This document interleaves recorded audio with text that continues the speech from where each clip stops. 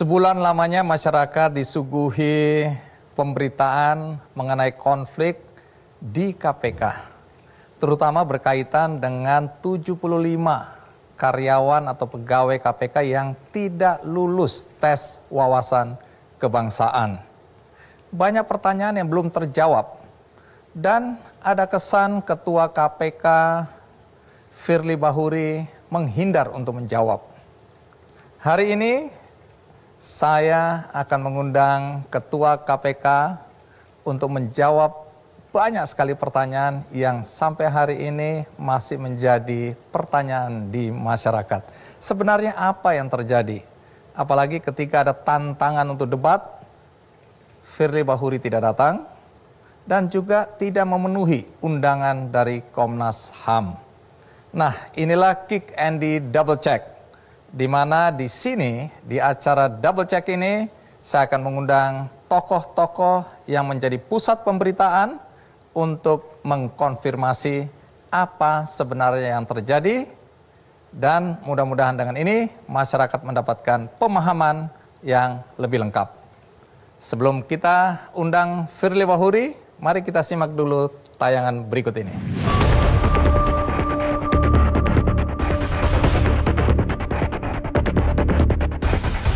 Saya bersumpah senantiasa akan menjalankan tugas dan wewenang saya ini dengan sungguh-sungguh, seksama, objektif, jujur, berani, adil. Pak Juleri, sampaikan dulu Pak.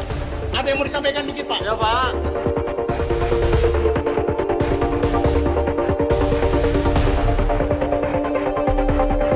Bagaimana yang 75 tentu menjadi PR kami bersama.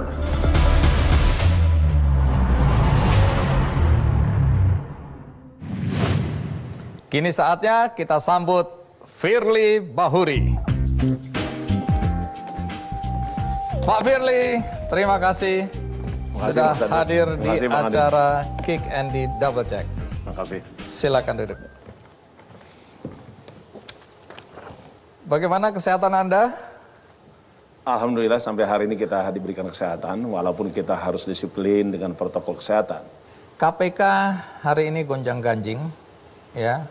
Anda adalah pusat perhatian masyarakat sekarang karena Ketua KPK, dan banyak sekali sorotan pada Anda berkaitan dengan apa yang terjadi di internal KPK, terutama soal 75 pegawai KPK yang tidak lulus tes wawasan kebangsaan. Betul.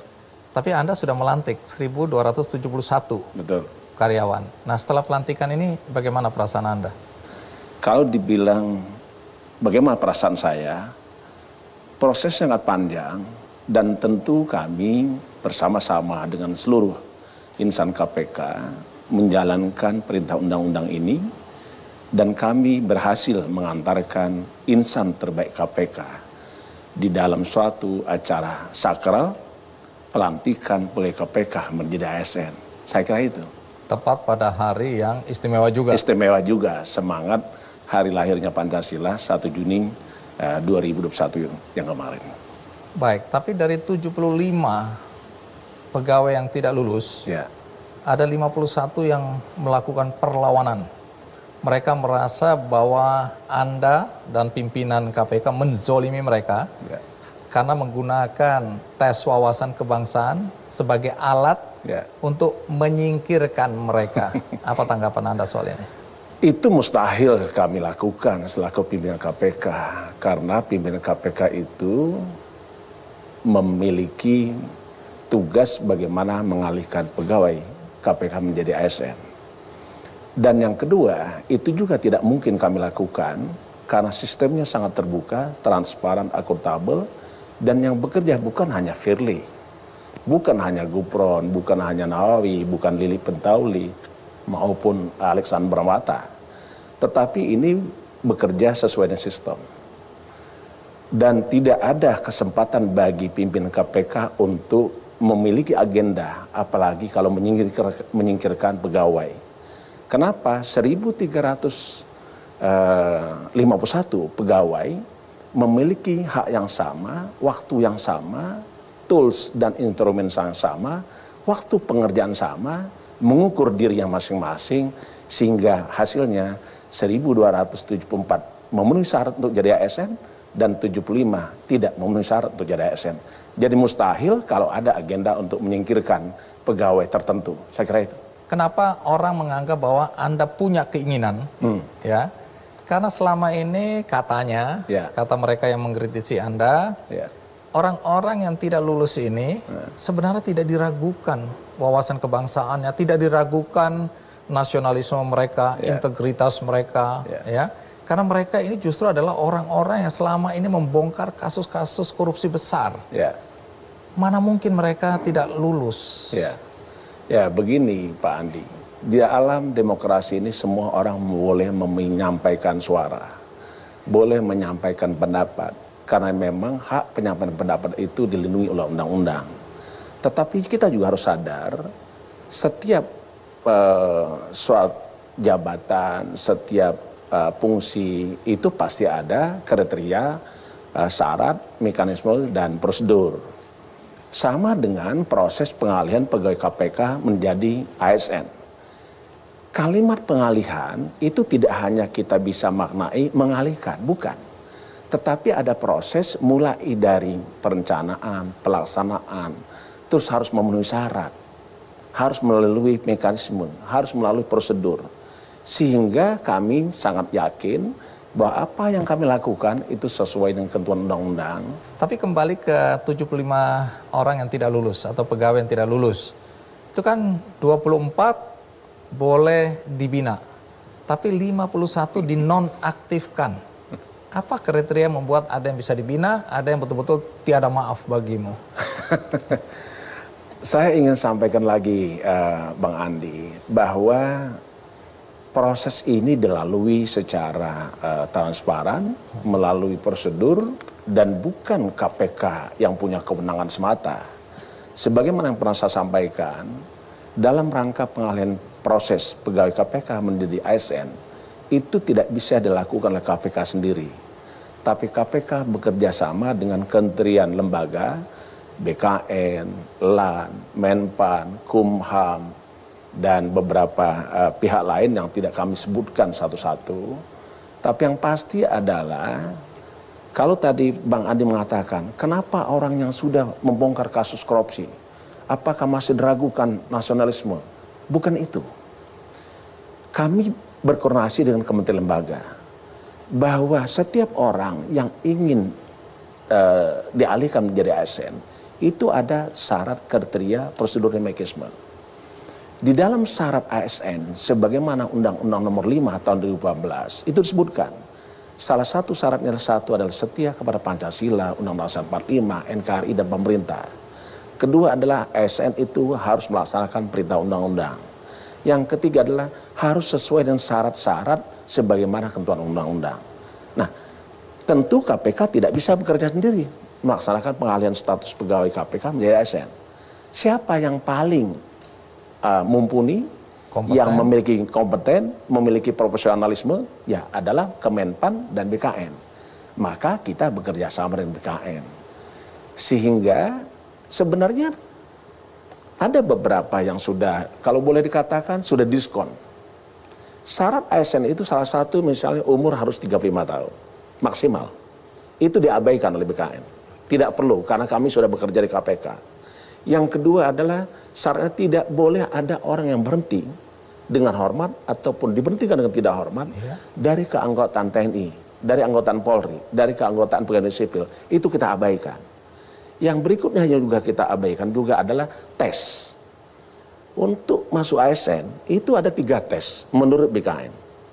Mereka jelaskan kepada Sekjen KPK dan tim KPK. Tes apa aja itu? Tesnya 3 itu adalah, satu adalah, kalau kami tidak salah disebut dengan tes intelektual umum. Yang kedua adalah tes kompetensi kepribadian. Tes yang intelektual umum dan tes potensi kepribadian ini sudah selesai. Sudah dianggap lulus oleh KPK. Sudah dianggap lulus oleh BKN dan Kemenpan. Yang belum pernah dilakukan menurut Kementerian Menpan dan BKN kepada Sekjen KPK dan Kepala Biro SDM KPK Satu yang belum, yaitu tes wawasan kebangsaan. Kenapa ini penting? Karena ingin mengetahui sejauh mana kesetiaan pegawai KPK yang akan jadi ASN kepada kebangsaan Pancasila, Undang-Undang 45, NKRI, dan pemerintah. Berikutnya lagi, sejauh mana pegawai KPK tidak terlibat di dalam organisasi terlarang, baik yang ditentukan oleh undang-undang maupun diberikan putusan pemerintah, atau aliran, jejaring terorisme, dan radikalisme. Itulah yang ingin diungkap.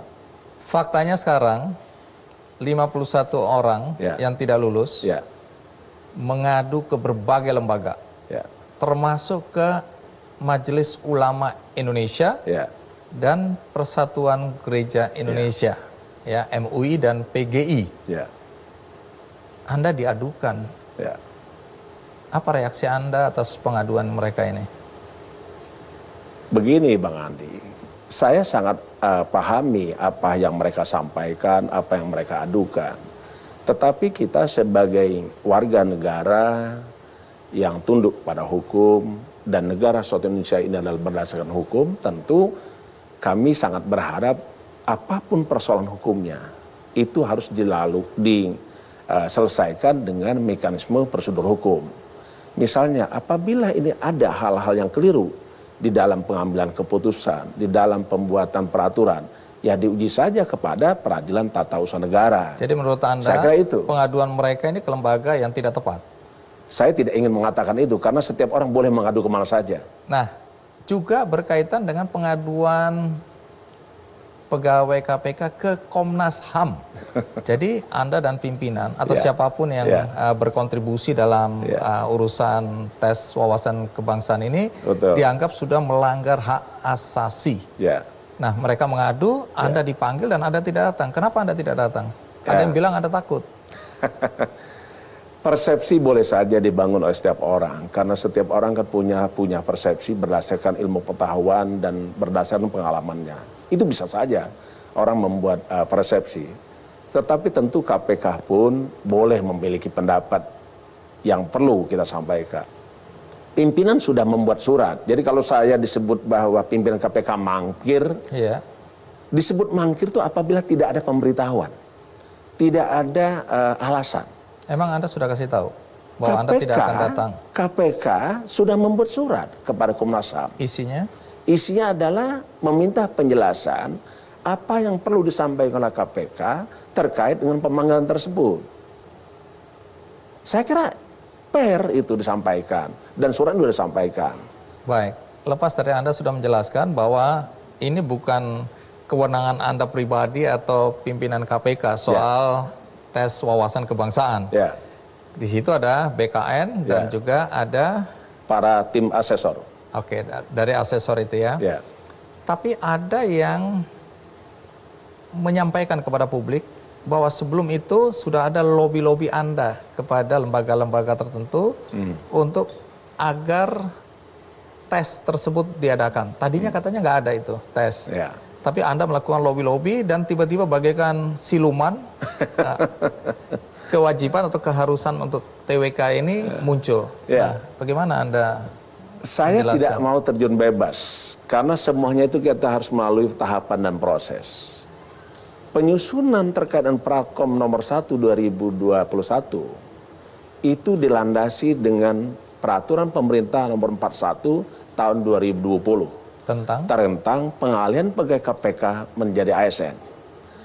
Peraturan Pemerintah nomor 41 tahun 2020 itu dilandasi dengan Undang-Undang nomor 19 tahun 2019, di mana disebutkan di pasal 1/6 pegawai KPK adalah ASN.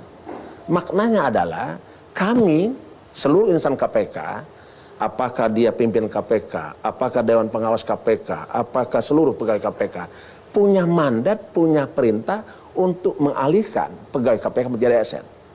Jadi saya ingin garis bawahi, siapapun pimpinan KPK pasti harus melaksanakan perintah undang-undang. Karena kita adalah pelaksana undang-undang, bukan pembuat undang-undang. Jadi Anda ingin membantah tuduhan bahwa Anda melakukan lobby agar tes itu ada, guna menyingkirkan orang-orang yang berseberangan dengan pimpinan KPK. Persoalan begini, Pak. tidak ada ruang bagi kita untuk melakukan permainan-permainan secara tertutup. Apalagi kalau tadi Bang Andi bilang diselundupkan, siluman, tidak ada. Kenapa? Karena semua pembahasan terbuka. Penyusunan draft Perkom nomor 1 2021 tentang tata cara mekanisme pengalihan pegawai KPK menjadi ASN itu sudah mulai disusun sekitar bulan September 2020. Bahkan mungkin Agustus dimulainya. Sampai dengan lebih dari 23 kali pembahasan. Kapan kami masuk? Kami pimpinan masuk pertama adalah saat pertemuan resmi dengan kementerian lembaga, BKN, LAN, Menpan, Kumham, dan KSN. Ini pertemuan resmi, bukan lobby-lobby Nggak ada yang di belakang layar. Nggak ada, di belakang layar nggak ada. Itu pertama kali rapat bahas semua. Setelah itu pimpinan KPK membentuk tim perumus. Tim perumusnya karena kami paham yang cukup memiliki latar belakang hukum yang mumpuni adalah Bapak Nul Gufron kami perintahkan. Nul Gufron lah yang membuat sebagai tim perumus. Bekerja sama dengan Sekjen, Biro Hukum, Biro SDM, plus tim perumus daripada KPK. Inilah yang kami minta bekerja sama, berkoordinasi dengan kementerian terkait bagaimana proses pengalihan pegawai KPK menjadi ASN. Kalau tadi dibilang ada siluman, tidak mungkin ada siluman. Karena semuanya terbuka. Kapan tes wawasan kebangsaan keluar?